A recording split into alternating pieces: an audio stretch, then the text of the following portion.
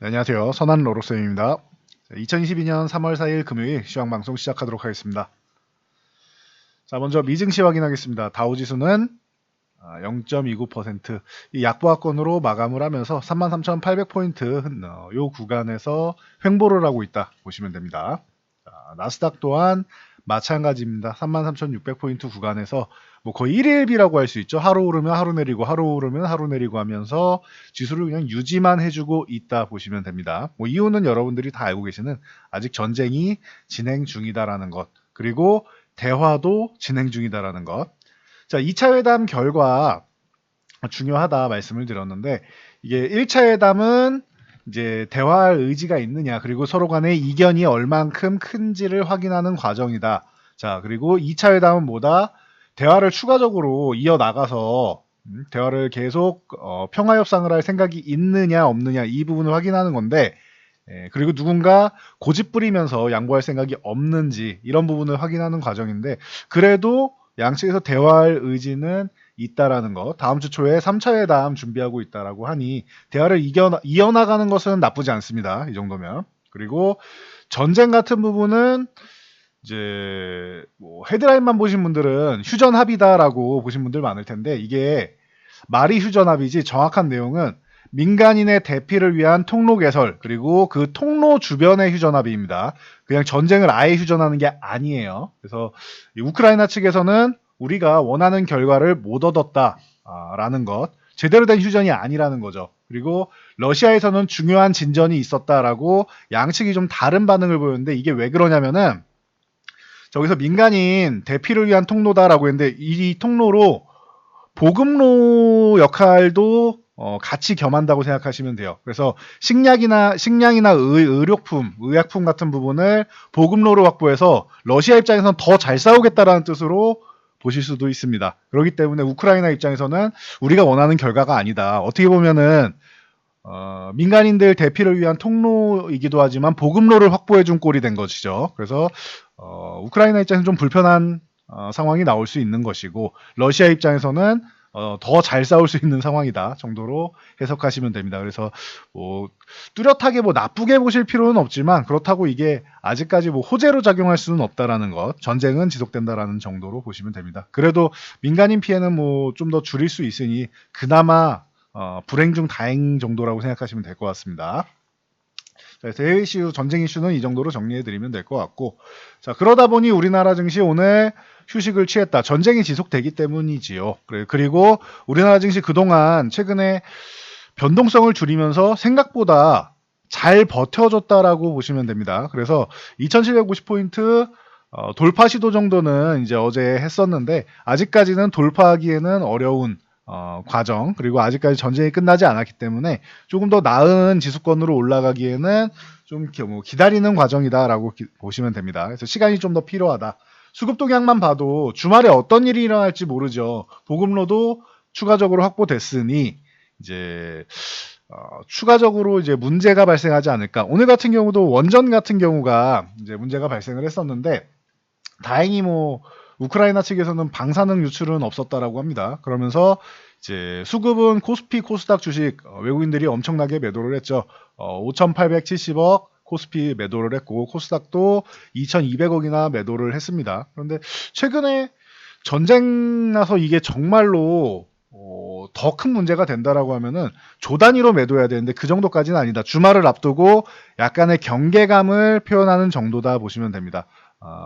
그래서 보면은 이 선물이나 옵션 같은 경우는, 주식은 장기적으로 볼 수 있지만 선물 옵션은 이제 다음 주면 없어지는 상품이지요. 이 선물 옵션 상품을 보면은 풋 옵션 하락 포지션도 청산이 나오고, 그러니까 내려가지 않아도 되고, 콜 옵션도 청산이 나왔다. 이건 뭐냐? 변동성을 좀 축소하면 좋겠다라는 의지입니다. 주말을 앞두고 있는데 변동성 축소를 외국인들이 포지션을 구축했다라는 것은 딱히 웬만하면은 큰 사건 만들지 말자라는 정도로 보시면 됩니다. 그리고 이번 주에는 그동안 콜옵션 매수를 통해서 상승 포지션을 일부 구축해놨었기 때문에 오늘 이렇게 위아래 막아놓는 포지션이 나와도 나쁘지는 않습니다. 그리고 선물 같은 경우는 거의 한 3천 계약 정도 매도를 했는데 이건 하락 포지션이죠. 그래서 오늘은 중립 이하 그리고 주말에 대한 경계감 있는 포지션 정도다라고 보시면 됩니다. 그래서 이 정도로 뭐 정리해 드릴 수 있고 코스닥 같은 경우는 코스피보다는 낫습니다. 자, 900포인트 회복 시도한 다음에 지지력 테스트 했는데 다음 주 초에 이제 흘러내리면은 900포인트 돌파 시도에 실패한 것이고 만약에 900을 다음 주까지 단단하게 잘 지켜준다라고 하면은 생각보다 코스닥은 좀 빠르게 이동할 수도 있다. 뭐 개별주 성향이 좀 있다 보니까 코스닥은 900포인트만 잘 다음 주까지 유지해주면은 생각보다 좋은 모습 보일 수 있습니다. 그래서 다음 주 초에 열릴 예정이라는 뭐 3차 회담 결과를 기다리는 기대감을 갖는 모습이다 보시면 됩니다. 자, 종목 동향은 전체적으로 하락이 나왔죠. 오늘 같은 경우는 지수가 전체적으로 밀렸기 때문에. 그리고 전쟁이 지속된다라는 측면에서 방산주가 뭐 자연스럽게 움직였습니다.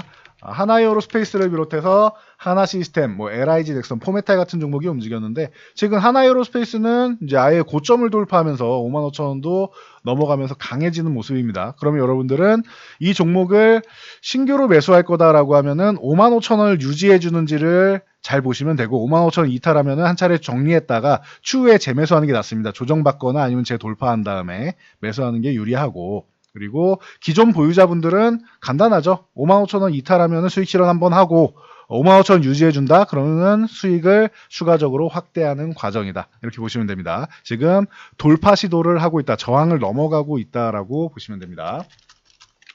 자, 그리고 HMM과 뭐 페노션, 대한해운 같은 이 물류 관련주도 전쟁 때문에 물류난이 심화된다라고 해서 최근에 좋은 모습을 보이고 있죠. 그리고 약간의 평화협정을 한다라고 할 때 살짝 쉬고 전쟁이 지속되면 오르는 모습을 보이는데 이 물류 쪽은 중장기적으로도 좀 양호하다. 상하이 컨테이너 지수나 이제 BDI 지수 같은 경우로 해서 컨테이너 쪽, 벌크선 쪽 양쪽 다 양호하다라고 누누이 설명을 드렸는데 뭐 대표적인 종목이 뭐 HMM 그리고 이제 페노션, 대한해운 이 세 종목이 있습니다. 페노션은 이제 벌크선 쪽에 가까운 그리고 대한해운은 컨테이너 쪽에 좀 집중돼 있는 사업이다라고 생각하시면 됩니다. HMM은 양쪽 다 뭐 강한 원래 현대상선이죠 HMM은. 그래서 이렇게 보시면 되고 그래서 HMM을 비롯해서 좀 강한 모습을 보였다. 오늘 37,000원 돌파 시도는 했는데 아쉽게도 돌파는 못하고 윗꼬리를 살짝 달았습니다. 그렇다고 해서 몸통보다 꼬리가 길면서 어마어마한 매도세가 나온 정도는 아니었고 수급도 양호했기 때문에 뭐 기대는 가져보겠습니다. 다음 주까지 해서 기대는 한번 가져볼 수 있습니다. 만약 다음 주도 37,000원을 돌파를 못한다라고 하면은 한 차례는 수익 실현하거나 비중을 좀 줄이면서 보는 것도 방법이 됩니다. 그리고 돌파하거나 조정받으면 다시 물량을 채우시면 되겠죠. 자, 비료주도 좋았습니다. 남해화학을 비롯해서 뭐 효성OMB나 사조동화학, 조비 같은 종목들이 움직였는데 비료주는 이제 윗꼬리를 달고 좀 밀린 게 좀 아쉬워요. 꼬리가 길죠. 아까 HMM과는 다르죠. HMM은 몸통이 길고 꼬리가 짧았는데 남해화학부터 이런 비료주는 윗꼬리가 좀 길게 달렸다. 그러면은 누군가 누르는 세력이 있거나 이 올라올 11,000원 돌파할 때마다 수익 실현 혹은 기존에 물렸던 분들이 청산하는 물량이 좀 많이 나온다. 그래서 오늘 거래량을 실어서 이 물량을 소화한 것은 좋은데 11,000원 구간을 돌파 못한다라고 하면은 남해학은 뭐 좀 재미는 좀 없죠. 그래서 뭐 탄력은 좀 약해질 수 있다라는 거. 이 11,000원 돌파하는 이 여부를 잘 판단하시고 관찰하실 필요가 있습니다. 그래서 비료 관련주들까지 보시면 될 것 같고 오늘 아까 원자력 발전소 말씀을 드렸는데 자포리자 원전이라고 우크라이나에서는 최대 원자력 발전소입니다. 화재 발생한 부분은 해결이 됐습니다. 그래서 AP통신에 의하면 방사능 수치가 올라갔다라고 초기에 보도가 됐었는데 우크라이나 당국에서는 변동이 없다라고 정정해서 발표를 했습니다. 그래서 뭐 국제원자력기구에서도 이 부분에 대해서는 우크라이나 당국의 발표를 좀 신뢰하면서 이제 전달하는 눈치입니다. 이 정도까지 보시고 그러다 보니 뭐 우진을 비롯해서 이제 오르비텍이나 이런 원전 관련주들 기존에 원전 해체 쪽으로도 뭐 얘기 나왔던 종목들이 은근슬쩍 움직이고 있습니다. 그래서 장중에는 좋았는데 우크라이나 당국에서 이 방사능 수치가 변동 없다라는 소식을 전하니까 윗꼬리를 크게 달았죠. 그래서 참고하시면 될 것 같습니다. 이 정도는. 그리고 원전 관련주들은 이 대체 에너지 쪽으로도 제가 기존에 많이 말씀을 드렸는데 이 유가와 천연가스 가격이 오르면서 에너지 인플레이션이 나온다. 그럼 대체 에너지 쪽 원자력부터 시작해서 풍력이나 뭐 태양광 이런 대체 에너지 쪽이 좀 긍정적인 흐름을 만들 수 있다라는 거 여러분들이 참고하시면 될 것 같습니다. 자, 다음은 이제 우리나라 뭐 개별 이슈들을 뭐 간단히 살펴보겠는데, 자, 중국에서 이제 한알령이 슬금슬금 이제 해제되는 분위기가 나오고 있죠. 그래서 뭐 밥 잘 사주는 예쁜 누나라는 좀 오래된 드라마인데 우리나라에서는 이제 중국에서 방영을 시작했다라고 합니다. 그래서 한알령 완화에 대한 기대감으로 콘텐츠 관련들이 움직임이 나왔습니다. 이 제이 콘텐트리 같은 경우는 이제 제작사인 드라마하우스랑 이제 콘텐츠 K가 있는데, 이 드라마하우스는 이제 제이 콘텐트리 쪽이라고 보시면 되고, 그리고 키이스트 쪽이 영향이 있는데, 이 콘텐츠 K를 흡수합병한 회사가 키이스트입니다. 그래서 키이스트 같은 경우도 오늘 양호한 모습을 보였다 정도로 보시면 됩니다. 그래서 그 외에 뭐 뉴나 A스토리 같은 이런 콘텐츠 관련들이 전체적으로 영향을 받으면 좀 움직였고, 기존의 사마 네트워크스 같은 경우가 대장격으로 해서 올라왔는데 지금 4,300원 이 구간에서 싸우면서 휴식을 취하고 있습니다. 만약에 여기서 처진다라고 하면은 이 4,000원 아래쪽에서 보는 게 맞고, 만약 유지한다라고 하면은 4,300원 유지한다라고 하면은 좀 보유해 볼 만한 종목입니다. 만약에 여기서 4,300원가에서 불안하신 분들은 좀 정리하고, 지금 전쟁 중이니까 현금을 좀 확보해서 다른 쪽을 노려보는 것도 방법이 될 수 있습니다. 그래서 돈이 쏠리는 쪽으로 이동하는 것도 방법이 되겠죠. 그래서 이 부분 참고하시고요. 자, 신풍제약 같은 경우는 이제 피라맥스정이 영국 임상 3상 계획을 승인받았다라고 해서 신풍제약이 오늘 움직임이 나왔는데, 기존에 약효를 효능을 입증을 못한 기억이 있기 때문에 우리 기억에는 썩 달갑지는 않습니다. 그래도 이제 영국에서 임상이 잘 진행되기를 한번 기대는 해보겠습니다. 근데 기존에는 이 효능을 입증 못했다라는 거 여러분들이 뭐 체크 정도는 하고 가셔야 될 것 같습니다. 자, 그러면은 신풍제약을 본다라고 하면은 그래도 우리나라에서 진행이 좀 빠른 쪽으로는 일동제약이 있었죠. 이쪽이 대장이다라고 말씀드렸는데, 일동제약 같은 경우도 6만 원 위쪽을 돌파 시도한 후에 휴식을 취하고 있으니까 이 현재 구간 쪽에서 지지력 테스트를 잘 받고 휴식을 안정적으로 취한다라고 하면은 이쪽을 다시 보는 것도 방법이 될 것 같아요. 그 다음은 현대바이오 같은 쪽이 있다라고 말씀드렸는데, 임상에서 한번 실망감을 준 종목보다는 기대감을 아직 모으고 있는 종목들이 좀 유리할 수 있겠죠. 일동제약은 기존에 말씀드렸듯이 4월에 긴급 사용 승인 신청해서 승인 받는 것을 목표로 하고 있다라는 거 참고하시기 바랍니다.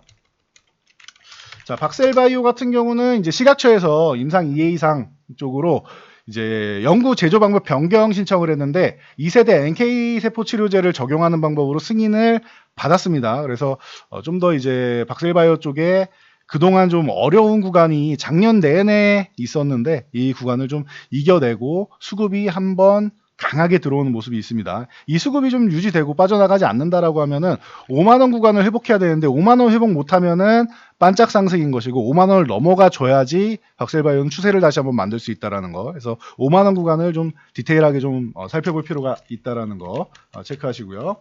자, 직방이 프리-IPO를 추진한다라고 합니다. 뭐 어떻게 보면 모바일 부동산, 온라인 부동산 쪽이라고 보시면 되겠죠. 직방 같은 경우도 이제 상장 전에 자금 조달을 위한 과정이죠. 프리-IPO를 진행하는데, 그러다 보니 에이티넘 인베스트나 컴퍼니 K 같은 종목들이 이런 투자사들이 좀 주목을 좀 받았습니다.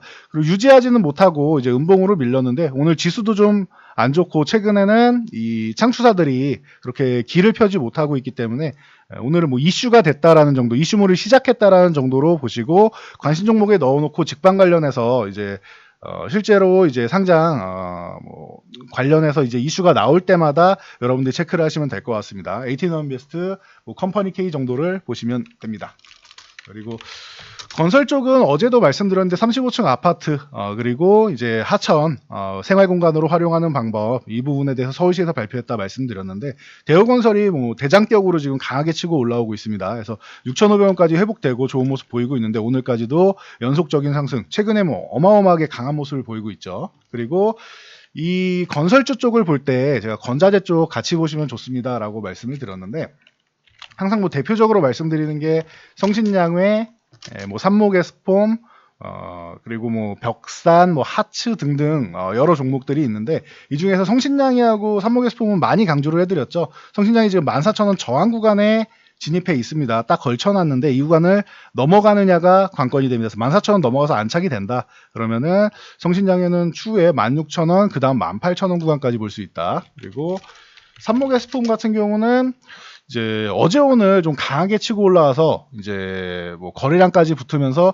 어떻게 보면 이제 슈팅 가능성도 있지 않느냐라고 보는데 24,000원 구간이 관건입니다. 24,000원을 다음 주 초에 넘겨줘야지 제대로 슈팅이 한번 나오고 그 슈팅 구간에서는 어떻게 해야 된다?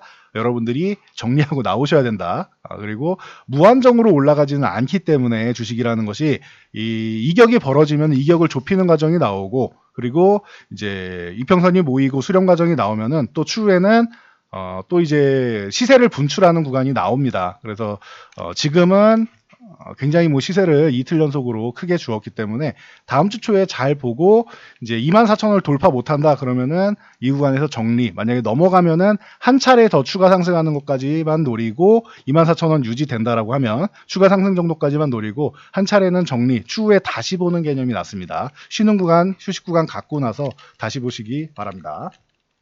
자, 그리고 오늘 뭐 다날이나 이런 드래곤플라이 같은 종목들이 이제 뭐 하락이 나왔는데 다날은 이제 어제 양봉 하나 세워주고 쉬는 구간 그리고 드래곤플라이 같은 경우는 이제 뭐 최근에 좀 약세 구간에서 게임주들 좀 맥을 못 추고 일부 게임주들 순환매 나오고 있었는데 그 순환매도 동참을 제대로 못 하고 있었죠.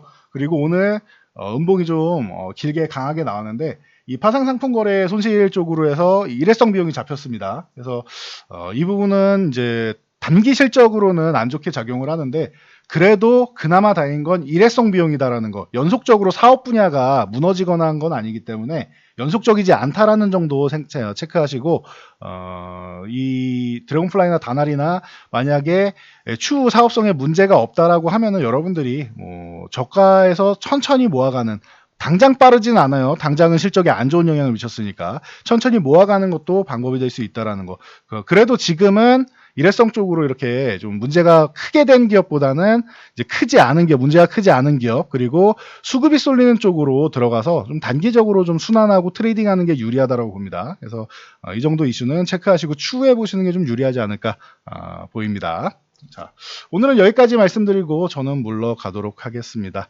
자, 주말 앞두고 긍정적인 증시에서 오늘 살짝 쉬어가는 흐름이 나왔는데 너무 크게 걱정하지 마시고 지금 뭐 그렇다고 해서 러시아가 3차 대전을 준비하거나 핵을 위협은 하지만 핵을 쏘지 않는다라고 하면은 그래도 우크라이나 쪽에서 우크라이나 선에서 마무리하는 쪽으로 미국이나 유럽 쪽에서는 이제 방향을 잡고 있으니까 이 정도로 마무리된다라고 하면 그리고 러시아도 제재가 강하게 들어가서 길게 끌 수는 없는 상황이에요. 이 러시아에다가는 본보기를 제대로 보여줘야 중국이나 북한이 섣불리 움직이지 못합니다. 중국 같은 경우는 뭐 대만하고도 이슈가 있기 때문에 지금 상황을 어느 정도 제재를 가하는지에 대해서 굉장히 예의주시를 하고 있다. 기존에도 말씀을 드렸는데 이 부분에 대해서 러시아의 강력한 제재가 들어가는 걸 보고 중국도 쉽사리 움직이기는 어려울 거라고 봅니다. 그렇다라고 하면 여기서 전쟁이 확대되지만 않는다라고 하면은 주말에 너무 이제 크게 우려감을 갖기보다는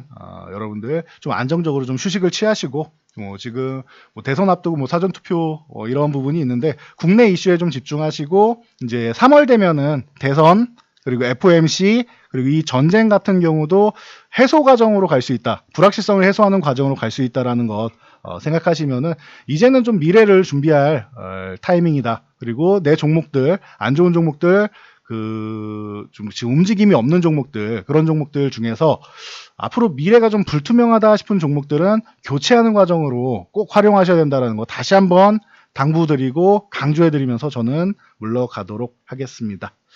자, 영상이 도움되셨다면 좋아요와 댓글 하나씩 남겨주시고요. 영상 잘 참고해서 모두 안전투자하시기 바랍니다.